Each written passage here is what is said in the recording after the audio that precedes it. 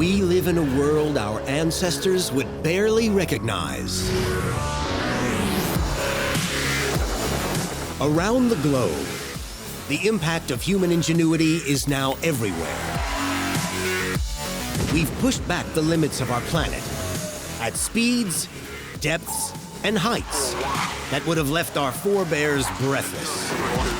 Driving all these achievements is humankind's extraordinary gift for invention.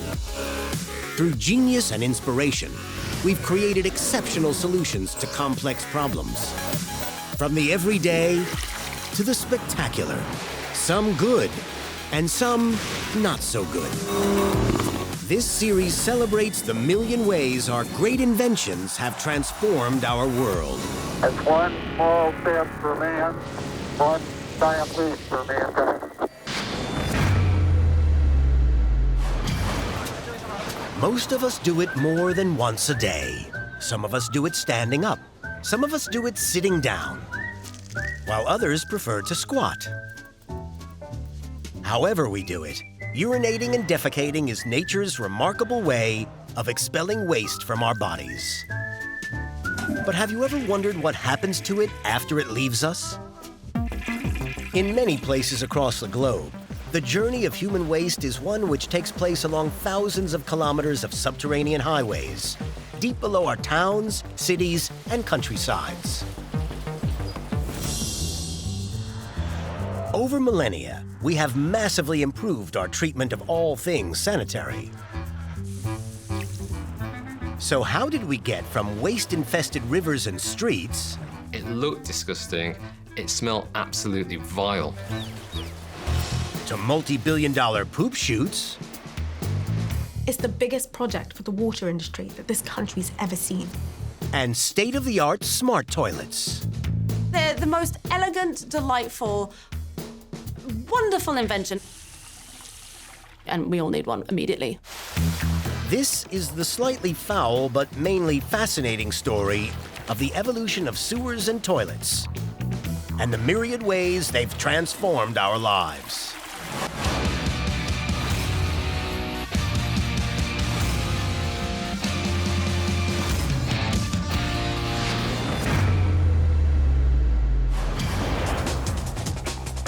Today's digital age has changed everything from people's phones to their cars. And the lavatory has not been left behind. People will spend thousands of dollars on the latest loo in order to give their posterior a pleasant experience. From heated seats to personalized pressurized water settings, the choices are endless. And it's all thanks to the invention of the electronic toilet. 皆様、手が汚れたら Following the release of this commercial in Japan in the early 80s, the shower toilet, or washlet, soon became a must-have item throughout the country. 紙で拭く人っていませんわよね。紙じゃ取れません。お尻だって同じです。お尻だって洗ってほしい。 Today, the shower toilet can be found in more than 80% of households in Japan, while the leading manufacturer has sold more than 50 million since its launch in 1980. So Japanese toilets have somehow turned the process of going to the toilet from being this mundane, everyday, somewhat unpleasant thing into a work of art.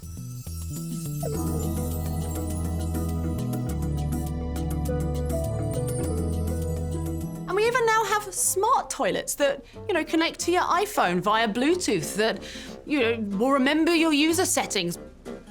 And so now you can get toilets that sense who you are and adjust the seat accordingly and switch the seat on so it's nice and warm. It has water jets that clean you from the front, from the back. It pulsates. You can adjust the intensity, the temperature of the water, anything you need. You can have deodorizing steam air drive for your butthole. You name it, it has it. These Japanese toilets are phenomenal. They come equipped with a self-closing lid, humorously known as the marriage saver. They can pre-save a playlist. It's like, oh, here comes Liv. I know that she likes to listen to rock music while she's having a crap, and so it's going to play you your preset playlist and have everything all prepared. I want a toilet like that. You know, whatever you want, it's got it. It's really quite incredible.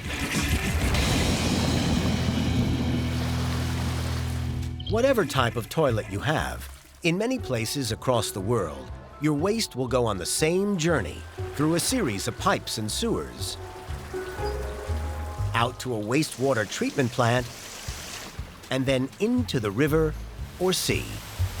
But before the age of high-tech toilets and complex sewer systems, the world of sanitation was a very different place. London, the 1840s. This bustling Victorian metropolis was home to nearly 2 million people, a figure which, thanks to the Industrial Revolution, had doubled since the previous century. And toilets in the city were taking the strain. At the start of the 19th century, people going to the toilet would be going to a privy, which was basically a small chamber either in the basement of your house or in the back garden with a wooden board with a hole in it. Once the excrement traveled through the hole, it would land in a cesspool. So a cesspool was basically the brick chamber for your waste. If you had no back garden, it would be in your basement, but otherwise you'd try and keep it away from the house because of the potential smell. No matter where you live in London, from the smallest house to the grandest abode, you are living on top of a big pile of poop. At the time, the only drainage system in the city was for rainwater. The task of emptying cesspools fell to individuals known as night soil men. Night soil was the polite way for talking about poo. And they were called night soil men because they were only allowed to operate at night. The point being that the sheer stink from this would be so objectionable during the day, you had to do it at night. So the waste would be taken out of the cesspool, put in a cart, and sold to farmers. But as the population increased, standards in cesspool emptying declined. It was a bit of a mess. There was no real organisation. And it would be dumped wherever anyone could find space, in wasteland, on the edge of the city, sometimes even in the River Thames. I can't imagine London was a particularly rosy-smelling place. In fact, it must have smelled absolutely awful. As the stench from cesspools permeated the capital, another grave issue was gripping London's residents.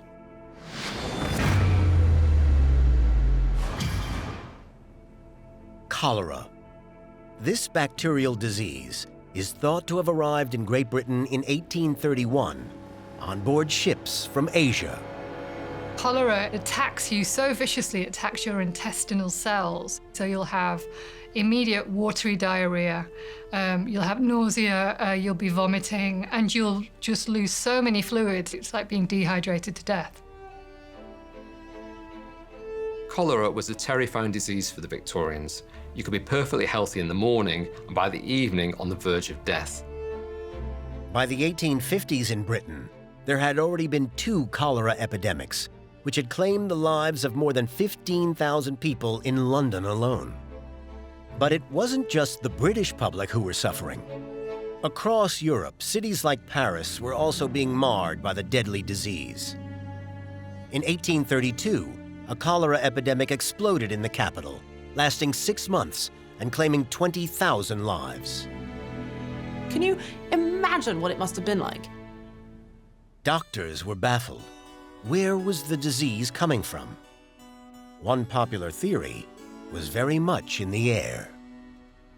The consensus on cholera was that it was caused by smell, what people called miasma, or bad air, arising from rotten matter, so decaying bodies, rotting fruit and veg, you name it. Whatever caused the stink in the city, that was the cause of disease. But a British doctor named John Snow wasn't convinced that bad-smelling air was to blame. He was fascinated by the cause of disease, and in particular, the spread of cholera in London. Following a cholera outbreak in London in 1854, Snow went on a mission to find the source of this ghastly disease. Essentially, he turned detective. He mapped where all the cholera deaths were happening. and it soon became clear they were clustered around a central point, a pump, a place for drawing water in Broad Street, Soho.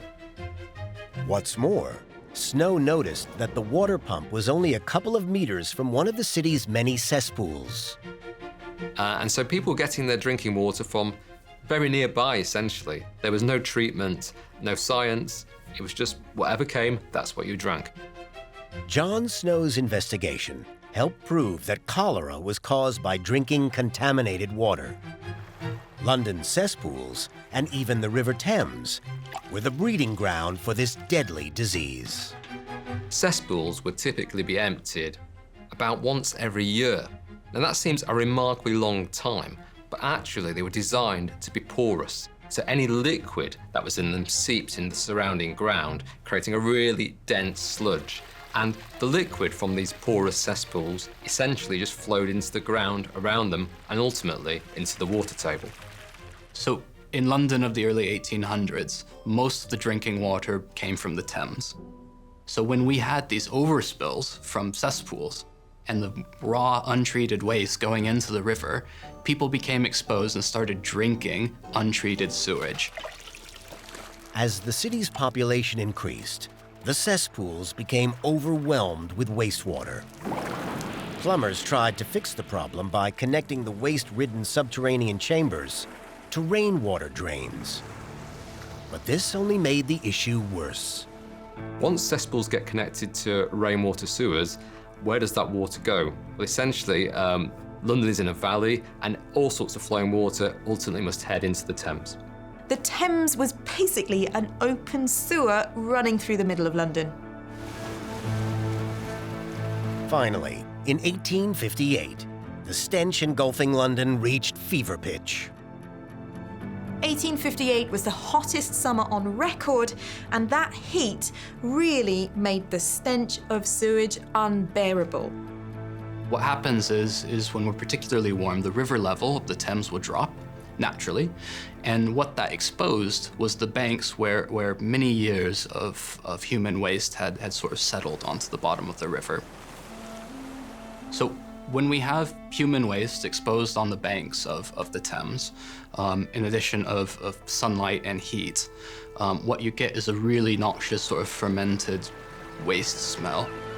The smell from the Thames became so dire that the summer was dubbed the Great Stink.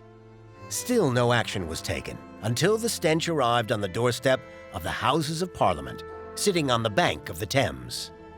The government had been aware of London's sanitary problems for at least a decade before the Great Stink. Unfortunately, no one could decide how much money to spend on it or how to solve the issue. So you have a decade of committees, commissions, and discussions which basically come to nothing until Parliament gets a final push in 1858 because the problem is suddenly under their very noses. It was so bad, they had to soak their curtains in chloride of lime, which is basically the fancy word for bleach, in order to mask the smell. So that's how bad it was. They chose bleach over the smell of shit. It must have been awful. How did they get anything done? With the city no longer able to cope, the government turned to former railway engineer Joseph Bazalgette, who'd been made chief engineer of the Metropolitan Board of Works just 2 years earlier. So as a railway engineer, Bazalgette gained experience of land drainage and reclamation, and this would equip him for the task he went on to face. He knew that he needed to take human waste far away from human habitation.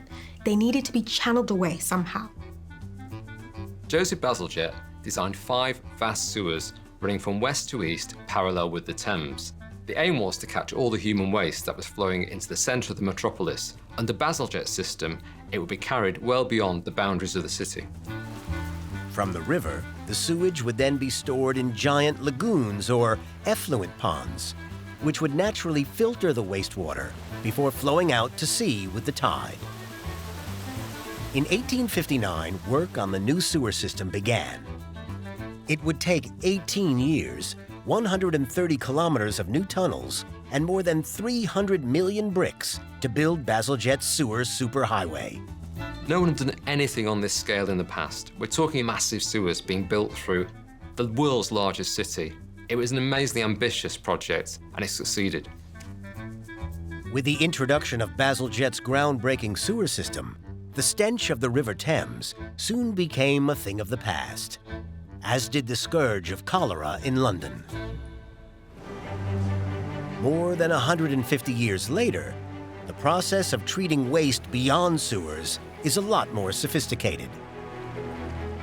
Gone are the days of Bazalgette's poo lagoons. Now, sewer systems all over the world connect to giant, complex wastewater treatment plants, covering vast swathes of land. Most of what we put down our toilets and sinks ends up at one of these sites. Then, after a series of filtration stages, the water is expelled into our rivers and seas. But how exactly does the content of our digestive system get clean enough to be sent out to the environment?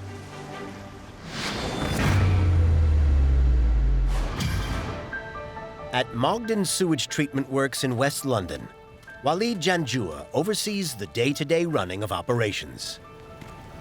Telling people that you work at a wastewater treatment plant sometimes doesn't always go down well. A couple of years ago, I did this presentation to a few school kids, and I told them I work at a poo factory. Never did I ever think that I'd be working at a poo factory, out of all places. But I absolutely love it, honestly. Many people don't realise when you flush the toilet, where does all that go? When it rains, where does all that water go? Only until you come into the industry and you start looking into it as well, do you really give it full appreciation for the job that it is. Mogden Sewage Works serves more than 2 million people in the capital. Some of their waste travels over 30 kilometers just to get here. So everything that comes into a sewage treatment works looks like this before it's screened. Our screening process removes any solid matter that can't pass through a 6mm hole. After this process of screening it and taking out solid matter, it will come to our primary settlement tanks. Once it gets into our primary settlement tanks, it looks like this. In a primary settlement tank, gravity is our best friend. What you have as solid matter will settle to the bottom of the tank. It's scraped into the center of the tank. The liquid then passes over to our aeration lanes. In the aeration lanes, we pump in air to promote the growth of bacteria. That larger bacteria feeds off the smaller bacteria, pumps together. That solid matter is then able to settle at the final settlement tanks. Here, like the primary settlement stage, gravity helps the remaining sewage fall to the bottom of the giant tank. This sludge then undergoes a rather ingenious process, but more of that later. What comes over, what's left of that, is that clean water, which we then put out to the River Thames. This is a sample of what we send out to the River Thames. This here isn't actually safe to drink. To get this to a point that we can drink this, needs a few more stages. A totally separate process that we do in the business.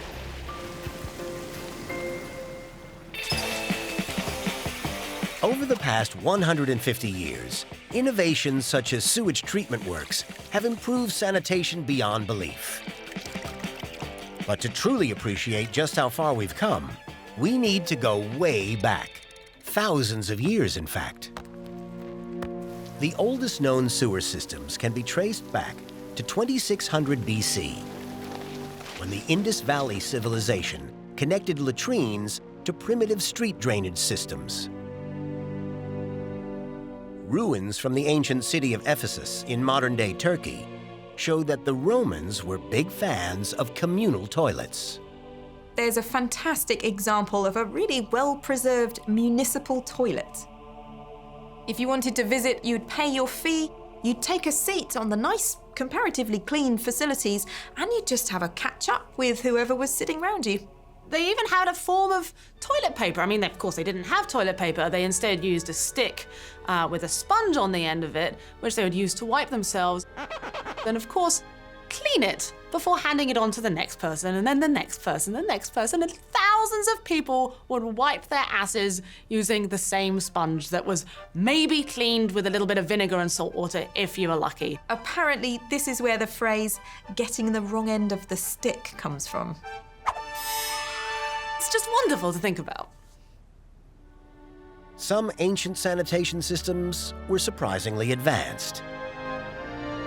Some even boasted a rudimentary flush. But it would be thousands of years before toilets started looking like the devices we use today. The forerunner to the modern flush toilet can be traced back to 16th century royalty and a man named Sir John Harington. We don't know very much about John Harington. We know a couple of things. We know he was Queen Elizabeth I's godson. We know that he was a bit of a playboy, apparently. And we know that he invented a very rudimentary toilet. Harington's toilet came equipped with a cistern, seat, and flush handle, and was rumored to have been used by Queen Elizabeth herself. But the design never caught on. Some believe this was because it caused a royal stink. The problem was that the pipe connected the toilet directly to the ground below. Its poor design allowed the odor from one's poop to travel back up.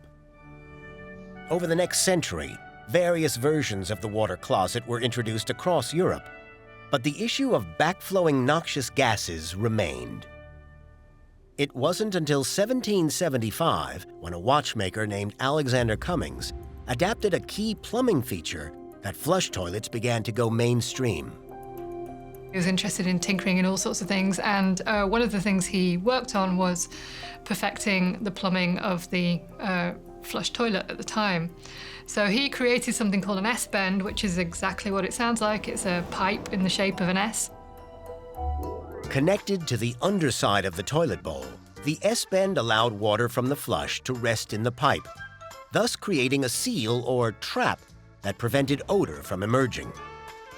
Over the centuries, the S-bend would be perfected to make the odor sealing system even more effective. We do still have smell in our toilets. I mean, it depends what you've had for dinner and how many curries, but obviously it's much, much better than it was in the early days of the modern flush toilet. Today, the average person uses the toilet almost 2,000 times a year, spending approximately 164 hours on the loo.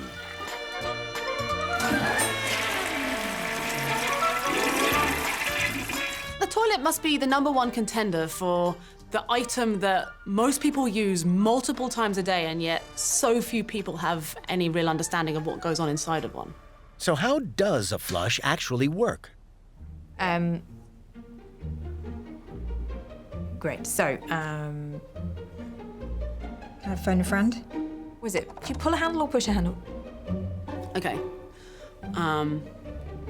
Flushing the toilet sets off a chain of events. When you press down the handle or pull the chain, that opens up a flush valve in your full tank of water over the toilet. And so water in the toilet tank drains into the water bowl, flushing away the effluent due to gravity. And then something happens after that. It's the cistern I can't get. Once the effluent is flushed away, the ball cock, which is floating on the top of the water in the tank, has lowered. And eventually it drops so far that it opens the inlet valve, which allows water back into the cistern. So the whole tank fills up with water again until the ball cock reaches the top. And as that flow goes to the top, the valve is closed. Job done.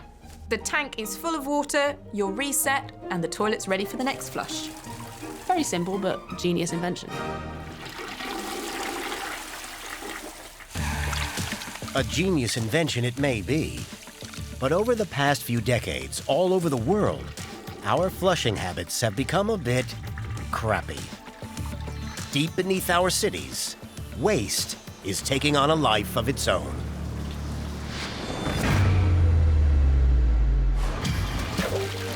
The way that we interact with wastewater has really changed in the last 150, 200 years, really.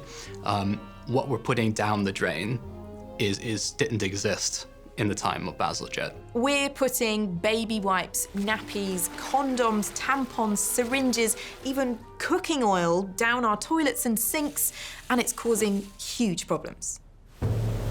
This careless flush-away explosion builds up inside our sewers, causing major blockages. These subterranean beasts have even been given a name. All of this is congealing into gigantic masses of fat and hygiene products called Fatbergs. So the way fatbergs form is through a process we call saponification. It's the same process by which solid bars of soap are made, for example. And essentially how that works is if you have chemicals like oils in a sewer, what can happen is they come together in contact with solid materials like wet wipes and form small globs of solid material in the sewer. Those can attach to each other and build up to larger and larger pieces until you get a fatberg. One of the biggest fatbergs discovered under the streets of London was an absolute monster. The weight of 11 double-decker buses and the length of 2 football pitches. It's just beyond belief. The only way to adequately remove these stubborn sewer beasts is using good old-fashioned elbow grease. The sewer workers, known as flushers, are tasked with getting rid of the fatbergs and must wear safety gear to protect them from the toxic chemicals lurking beneath the streets. The way that they're removed is actually using shovels, jet pumps, picks in order to break this fatberg into pieces, which can then be physically lifted out of the sewers and trucked off to be disposed of. And it's an incredibly dangerous job. There are very unpleasant gases that form in the sewers, and if you're exposed to them, you can be made unconscious in an instant. So how can we stop this fatberg invasion? In terms of what should be going down the toilet, 3 critical things, the 3 Ps: poo, pee, and paper. Nothing more. If you're someone like Waleed who works in the waste industry, you'll know that the content of what goes through sewers can vary depending on the time of year. During summer months, we'll get skip loads of sweet corn, a lot of lettuce, that kind of stuff. So they refer to it sometimes as the salad season. In winter months, we'll have a lot more meat, put gravy on our meat as well, meaning that we'll be putting a lot more fat into our sewage network. As we've already seen, most of the waste that comes from our bodies eventually gets filtered before entering the world's waterways. But in May 2019, a major study revealed shocking findings about the effects of human waste on rivers across the world.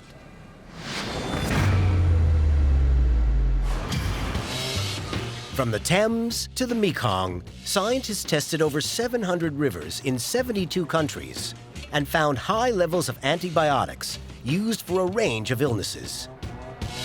They found that some rivers have concentrations 300 times the safe level of certain antibiotics. Things that we've taken to treat urine infections, skin infections, and other medical problems. That's bonkers.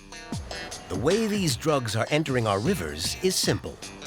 The drugs are getting into our rivers by pee. We pee them out. These high levels of antibiotics flowing through our rivers could have major repercussions. Superbugs. If you ingest a chest infection antibiotic and then you pee, that goes into the sewer treatment system.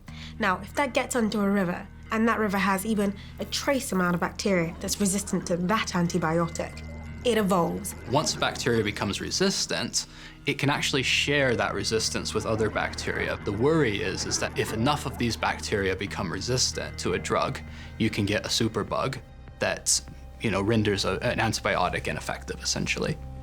Currently, there's no solution to stop superbugs developing in our rivers. Well, it's a very difficult problem to fix, and it's one that's going to have to involve a mini multi-dimensional approach. So academics, government, we're going to have to come together and really think about the idea of how many antibiotics in the environment is actually safe, and how can we sort of reduce the amount of antibiotics without jeopardizing patient health.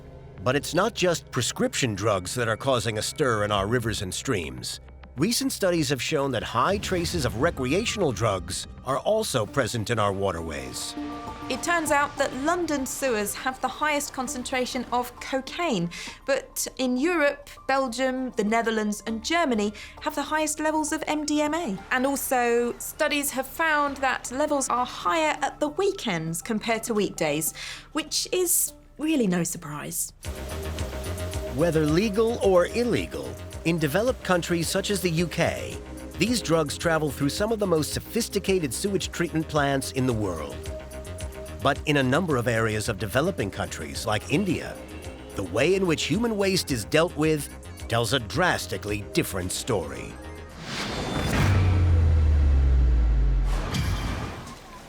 India's a really good example of if you don't have enough water or enough money to keep wastewater treatment plants maintained properly, then you get what happens in many cities in India is a wastewater treatment plant which is really not functioning, and it simply gets discharged into the nearest river.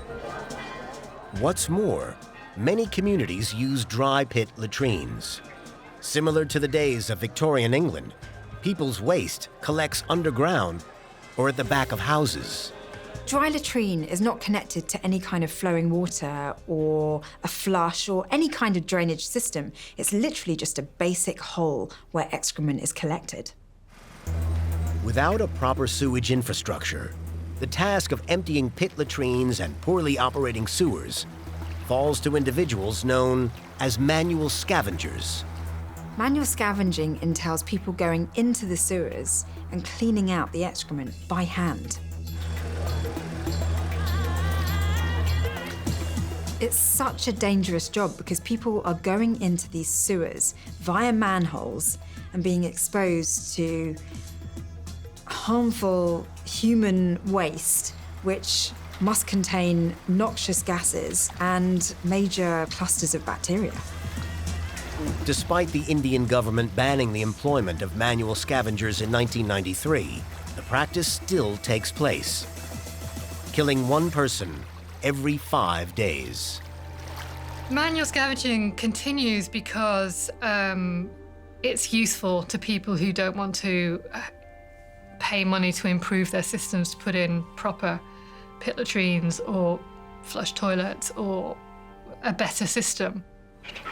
But in recent years, engineers have looked for ways to put an end to manual scavenging once and for all. Enter automated poo removal. What if a machine could do the work instead? In 2015, a team of engineers got together to create a robot that could clean sewers so that people didn't have to. Named Bandicoot, its creators want to change manholes to robo-holes. What engineers have developed is a spider-like robot that can go down into the manholes and clear out the excrement using spider-like arms that can scoop up and clear the walls of these excrement storage spaces. Still in development, the Bandicoot robot is just one of many ideas that could soon see inhumane manual scavenging consigned to history. Another solution would be to use jet power that is equipped with blades that could cut through excrement that are blocking the sewers.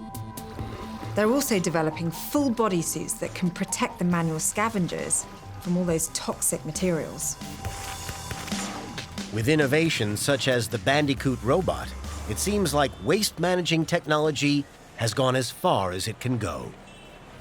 But have we got our approach to sewage completely wrong? For millennia, humankind has sought ways to move our effluent as far away from our surroundings as possible. But what if all that toxic matter could be put to good use?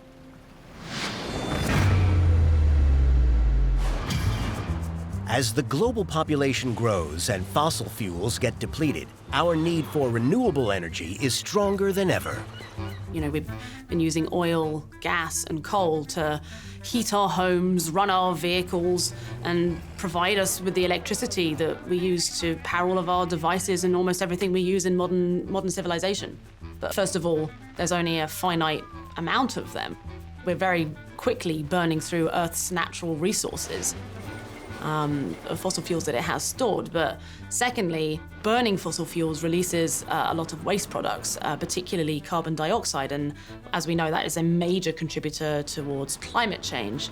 Renewable energy is really good energy because it comes from the wind, water, sunshine, and it can be replenished. It's the most sustainable energy.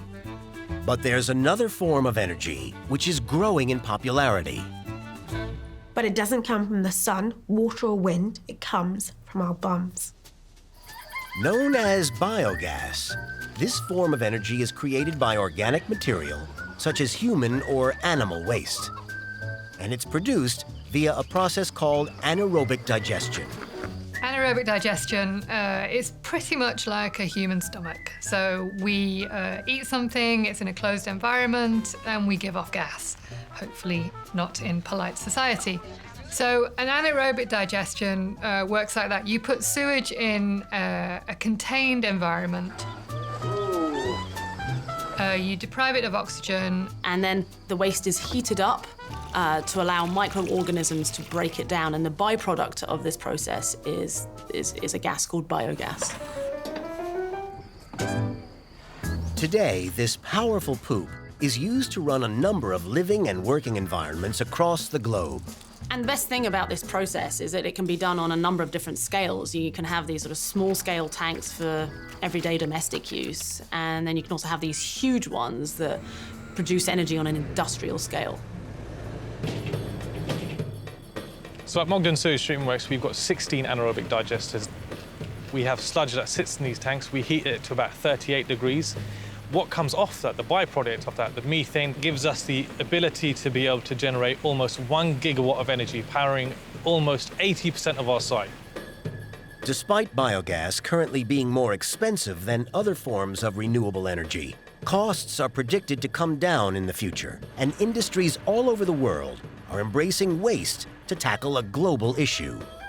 Prisons in Rwanda, buses in Sweden, supermarket trucks in England, millions of houses in China. It's really amazing.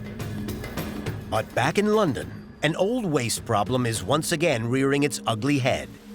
Joseph Bazalgette's groundbreaking sewer system is under strain.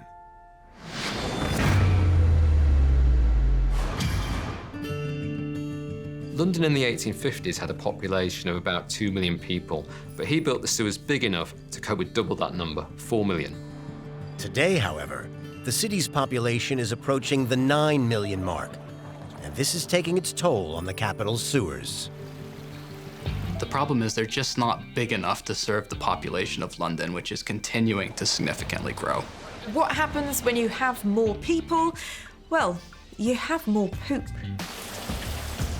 But as well as the population growth, town planning is putting added strain on the system, as gardens and fields are covered over. As you can see, it's raining quite heavily right now.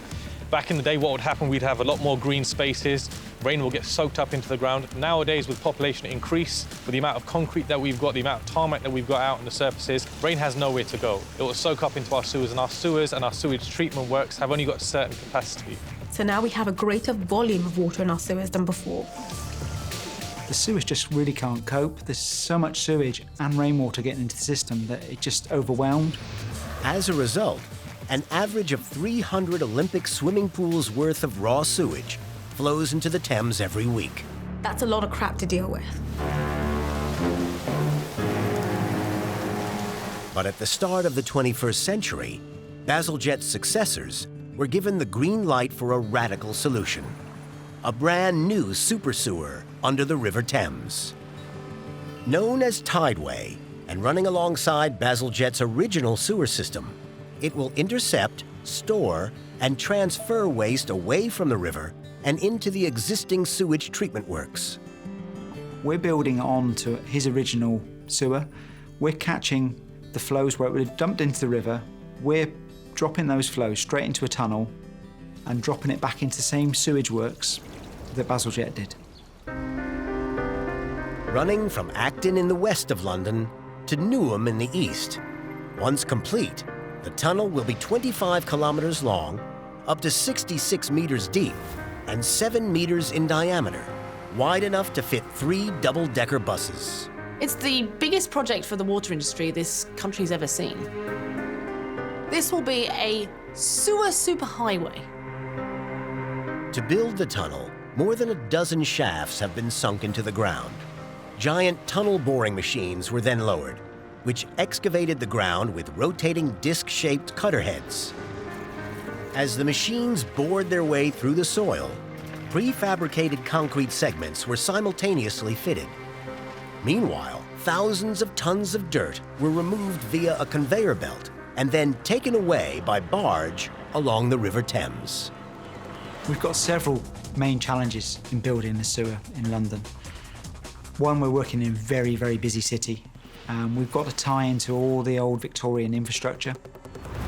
We're in some of the most iconic parts of London.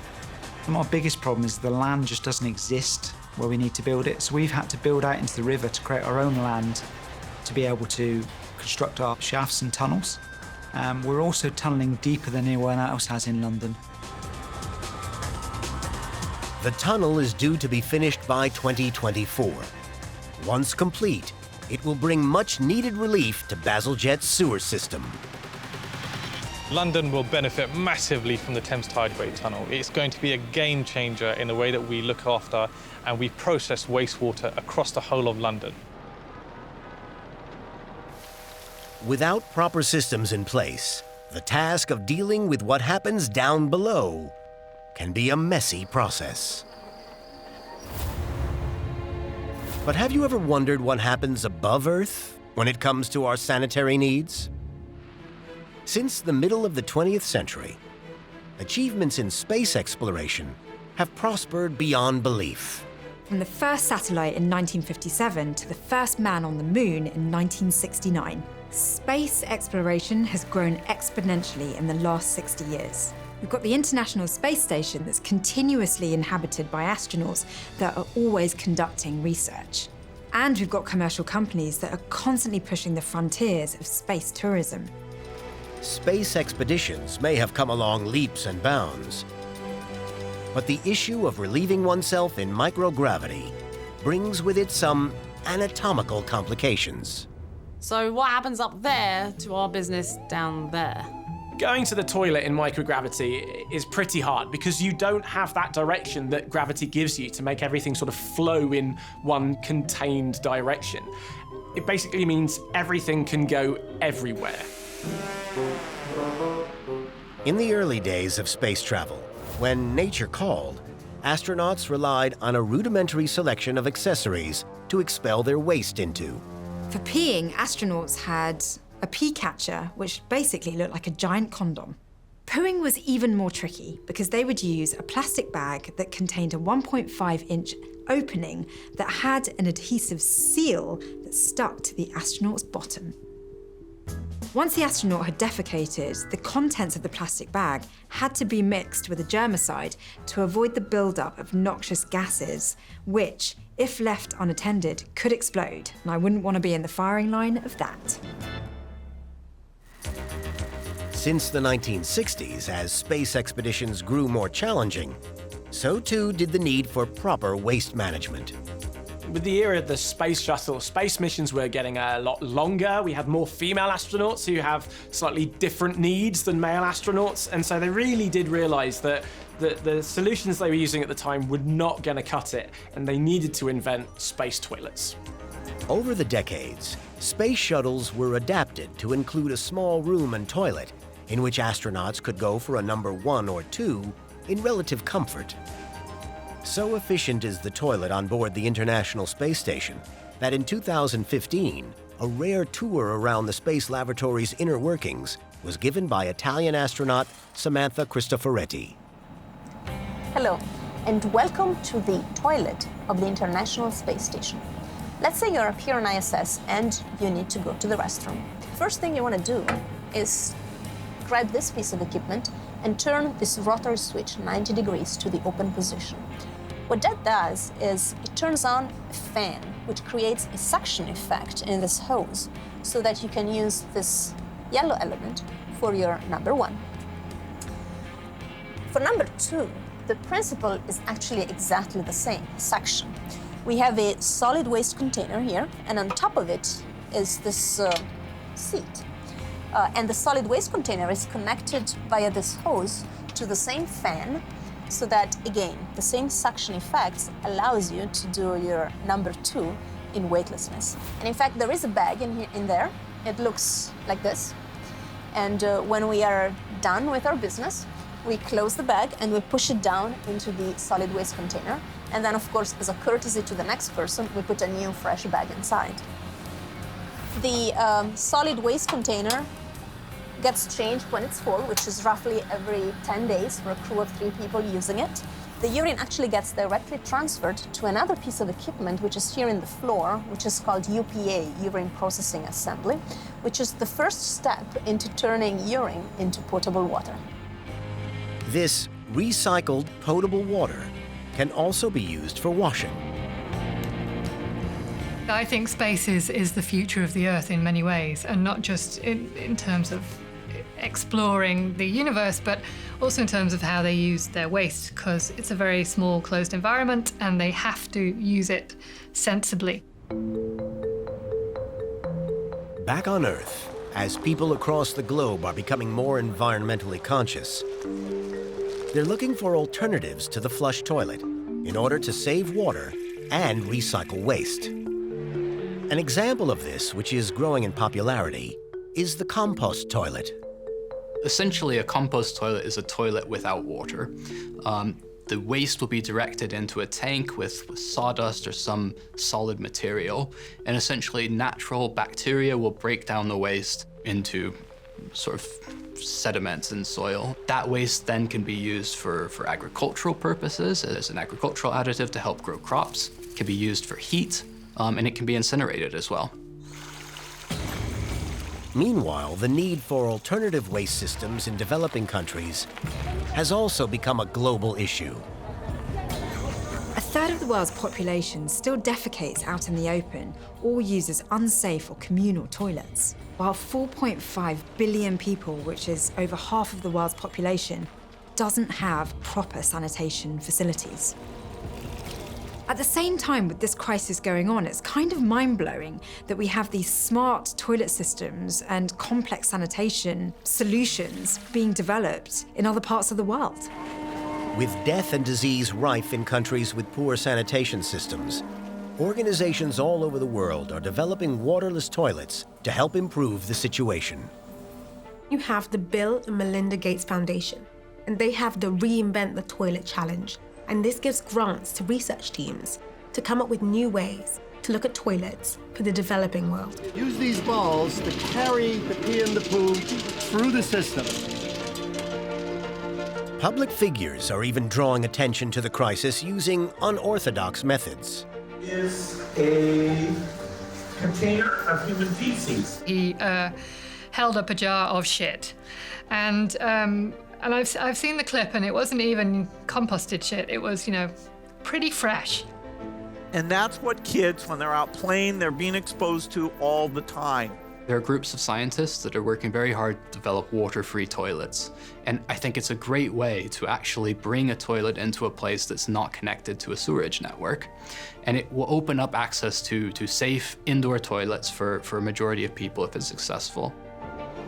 One example of a waterless lavatory is the nanomembrane toilet, developed by a research team in the UK. The flush is initiated by closing the lid. Once the lid is closed, the liquids and the solids are separated. The solids are turned into pellets through a combustion process, and the liquids are purified and can be used as water for irrigation, for example. So what's in store for the future of the toilet? I think the flush toilet is an astonishing device and has probably saved more lives than many, many other medical advances. But you don't need water to have a safe way of disposing of excreta. The flush toilet is not necessarily the be-all and end-all. It really isn't. And it's time to question whether we can't do better. Over hundreds of years, as the world's population has grown and medical discoveries between health and hygiene have been made, humankind has adapted its sanitation systems to keep up with an ever-changing planet, bringing us high-tech lavatories, super sewers, and state-of-the-art water treatment plants. In some areas, there may still be a long way to go, but if innovations such as sewer cleaning robots and waterless toilets are anything to go by, the future of human waste is looking rosy.